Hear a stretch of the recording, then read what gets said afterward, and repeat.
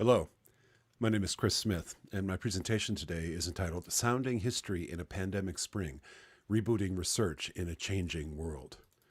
I'm very glad to have the opportunity to share some details of my experience during the Spring 2021 Humanities Center Faculty Fellowship course release, and I'm likewise very glad to express my sincerest gratitude to the Center for that support. Spring 2021 was nothing like the semester that any of us anticipated, but I hope that by sharing some details and possibly some insights which emerged from my own experience of that semester, I might be able to stimulate useful conversation and ongoing dialogues about ways to rethink what it is that we understand ourselves to be doing. COVID-19 and its worldwide human, psychological, and financial trauma have demanded that we reconsider what we do as teachers, public intellectuals, and global citizens.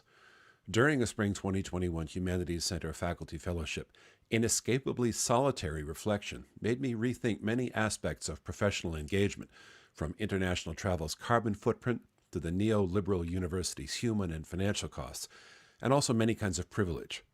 In this presentation, I hope to share some of the outcomes of that critical self-reflection upon my own return to teaching in a conscious effort to look with healthy skepticism at how we do things. These include pedagogical delivery methods and assessment tools, student and staff support networks, research activities and the obligations of citizenship, travel, service, institutional funding, and transdisciplinary collaboration, the necessity of new patterns of work, evolving strategies and values inherent in research agenda and professional profile, and new arenas and new partnerships. In my own case, and through the Center's generosity, I was able to seek new scholarly outputs in Zoom conferences and public writing on dance, anti-colonialism, and post-authoritarian recovery. A musician's vita lists selected performances, but in this COVID year, it was the pandemic itself that selected my performances, as I found myself shouting into the void over Zoom, playing solitary banjo in silent 6-foot distance neighborhoods or via Facebook from truck stops. And I wrote around 250,000 words, forcing a more immediate authorial voice through the technology of voice-to-text on a number of projects, including a big co-authored monograph on music as labor, energy, and data in the Anthropocene era, which is now nearing its environmental endgame, between 1600 and the present. I'm still thinking about how I responded and why. I was very grateful to receive the faculty fellowship. At the time that I proposed this project, my primary expectation was that I would use the course buyout for additional writing time and, a particular challenge, travel for collaborative and research purposes, which, at least in my case, a very full teaching schedule typically precludes. In the event, of course, COVID-19 intervened and significantly shifted how I approached time, travel, and the generation and assessment of research outputs. As we all know, in terms of our individualized research agendas, some years are fallow, some years are fruitful. Just as with a harvest, the fruitful seasons can be damn demanding in order to get everything trucked away and bedded safe in the scholarly barn. And my hope for the fellowship was that it might represent a semester in which travel and time to think and write were vastly expanded due to the course release. I taught my last in-person class on March 13th of 2020. I taught and conducted my ensemble and all my service duties online in the fall of 2020, and I was on the Humanities Center course buyout in the spring of 2021. Though my compulsion to be available for grad students and colleagues who need help meant that I still spent a hell of a lot of time on Zoom and email, even during that fellowship semester. And let me tell you, if you think teaching on Zoom is like shouting into the void, imagine trying to conduct an ensemble via that same one-way digital vacuum. There are no upsides to a pandemic, but even adversity can teach us things about adaptability, resilience, and what we are going to insist upon retaining or letting go. Looking back, post-vaccination, and in the finally arriving light at the end of the tunnel, I have approximately zero desire to return to how things were in the before times. The pandemic showed us the unsustainability of a whole range of norms. As I've resumed teaching in the fall 2021 semester, I've made a conscious effort to look critically and skeptically at how I and we did everything, in terms of pedagogical delivery methods and assessment tools, in terms of how I understood necessary research activities, especially travel, in terms of my expectations around institutional support and transdisciplinary collaboration. The extraordinary demands of COVID-19 meant that I could not, in good conscience, simply abandon my service duties in the spring of 21, at a moment when colleagues, units, and most of all my students were struggling to cope. At some level, then, unexpectedly, the Humanities Center Senior Faculty Fellowship made it possible, not for me to research and travel, but for me to research and continue to serve at an extraordinary moment of systemic crisis. I was able to treat this as an opportunity to set new patterns of work, to chart new stages of a research arc which is moving into the twilight of my career, to reassess and recalibrate my professional profile and identity, and to engage in new arenas and with new partnerships.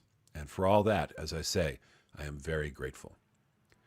In a moment, I'll talk about my primary research project for the spring 2021 semester, which maintained the same basic outline described in my fellowship proposal, and in fact expanded and led to new and evolving areas of research and engagement. But before I do that, I want to talk about the service obligations which the course buyout unexpectedly permitted to maintain in order to help others. Absent that course release, which most fortunately I was able to cover with one of my own recent PhD graduates, Jonathan Verbaeten, who did a stellar job in very difficult circumstances, I would have feared that my ability to serve would either be eroded or else would risk obliterating my research agenda.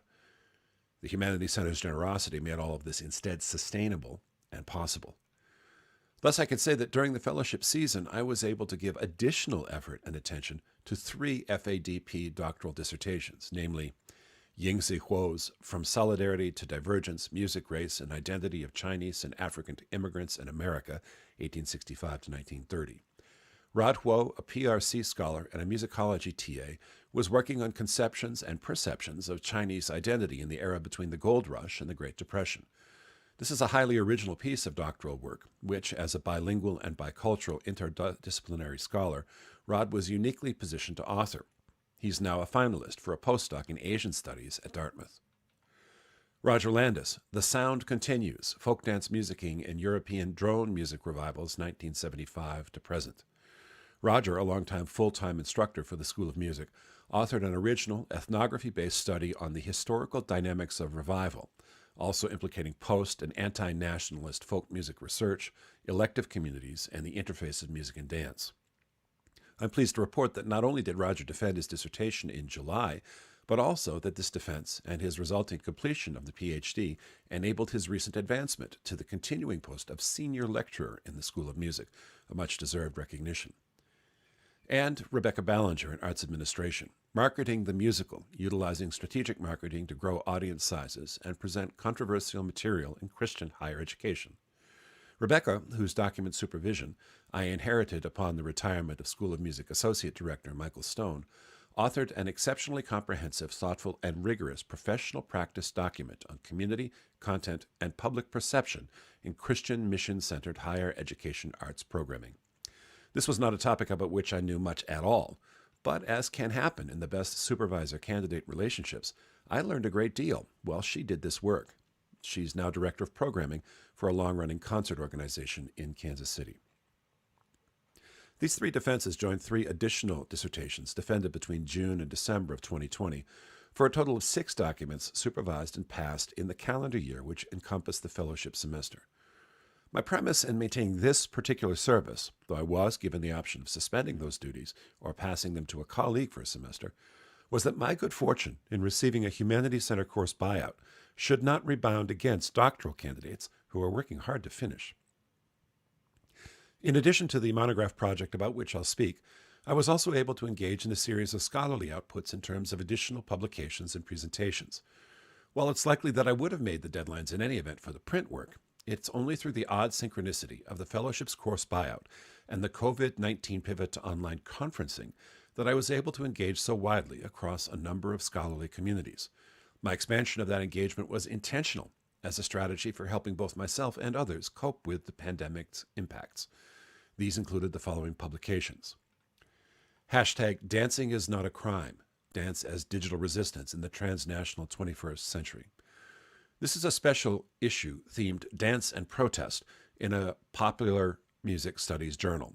My article looked at the phenomenon of Iranian hijabis who choose to uncover their hair and dance in public contexts and to release videos of this dancing, and more widely at subaltern confrontation of theocratic repression which seeks to stifle transgressive resistance and performance.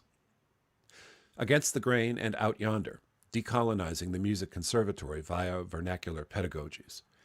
This is an outgrowth of an Italian conference presentation which I'd proposed in the pre-COVID era, but which was pivoted to online delivery.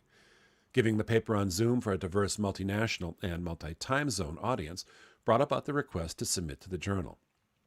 The essay is a root and branch critique of traditional methods of teaching arts practice, using the example of a devised, student-centered, immersive theater partnership which was stopped cold just before its April 2020 premieres by COVID, but is now potentially reborn through the intercession of a major NEA grant slated for spring of 2023. And an alphabet soup for the arts, going big in the Biden-Harris recovery. As we all know, public events impact our thinking and our research agendas. Having published a column on dance in the November 6th celebrations in the Washington Post in 2020, subsequent events early in the new year of 2021 led me to think hard about post-authoritarian social recovery and the meaning of the performative in public discourse. As I've said, it's been my experience and conviction that COVID-19 and its worldwide human, psychological, and financial trauma demand that we reconsider so much of what we do as teachers, public intellectuals, and global citizens. That being the case, critical self-reflection in turn led me to radically rethink many aspects of professional engagement, including most notably the carbon cost and the hierarchical iniquities of conference travel and participation.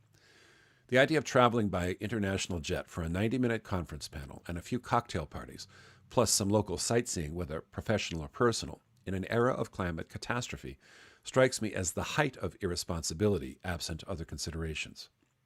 That conviction is only heightened by my long-standing belief that models for professional travel support, which privilege the most senior and most visible scholars, while drastically underserving developing and minoritized scholars, graduate students, and the disabled, are simply indefensible. Out of a desire then to take advantage of the lockdown moment, I rethought my conference participation and sought those presentation opportunities which could both drastically lower my carbon footprint and strongly enhance economic and participatory access for all. These included the following, all online. Soundscapes of Racial Identity in Newly American 19th Century New Orleans. Jazz practice, group flow, and the immersive, embodied continua of improvisational experience. Exiles of Ashanti and Connemara, Afro-Irish movement and music synthesis in the English Caribbean. Dancing in the Street, Public Noise and Music as Protest in the Age of Trump. A Black Fiddler on Massachusetts Bay, The Sound Worlds of Joseph Brown, 1749 to 1834. Dancing Revolution in the Caribbean Basin, Expressive and Revolutionary Movement and Moments in New Orleans History. The Anti-Hegemonic Orchestra, rescoring Nosferatu from 1922 as critical collaborative arts practice. Solidarity Forever, massed song as proletariat resistance in the pre-World War I Pacific Northwest.